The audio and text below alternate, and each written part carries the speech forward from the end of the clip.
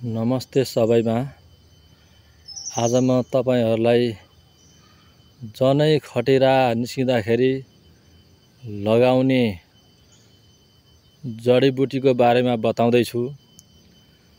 मैले आयुर्वेदको पुस्तकमा पढेको हुनाले थाहा पाएको हुँ। यो हत्केला जस्तो भएको आकारको र अम्ला जस्तो आकारको पात भएको जुन सानो लहरा देख्नु भएको छ, यसको नाम जनै लहरा हो। आयुर्वेद अनुसार जनै लहरा भनिएको छ। यो जनै लहरा यस्तो छ, देखिहाल्नुभयो। यी पात यस्तो छ, यी अम्ला जस्तो पात भएको छ र हत्केला जस्तो आकारमा अम्ला जस्तो पात भएर आएको छ। यो लहरालाई जलाएर खरानी बनाएर जनै खटिरा निस्किएको ठाउँमा दलेमा जनै खटिरा निको हुन्छ भनेर आयुर्वेदमा बताइएको छ। त्यसै हुनाले सामाजिक कल्याणको लागि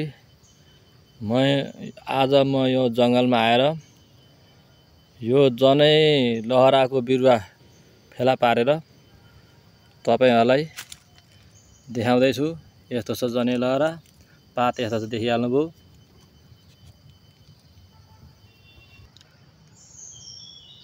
यहाँ पनि जनै लहरा भेटिएको छ।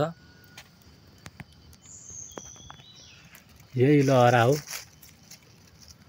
पात यस्तो छ, देख्न सक्नुहुन्छ।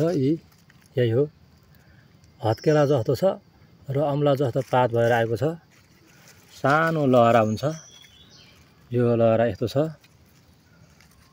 मैले सामाजिक कल्याणको लागि यो जनै लहराको खोजी गरेर आएको हुँ। ल हेर्नु त, दुरुस्तै हत्केला जस्तो छ र 5 औँला जस्ता अम्लाहरूको आकारको पात छन्। यसको नाम जनै लहरा। जनै खटिरा निस्केमा यो जनै लहरालाई आगोमा जलाएर खरानी बनाएर हामीले जनै खटिरा निस्केको ठाउँमा लगाएमा जनै खटिरा निको हुन्छ भनेर आयुर्वेदमा बताइएको छ।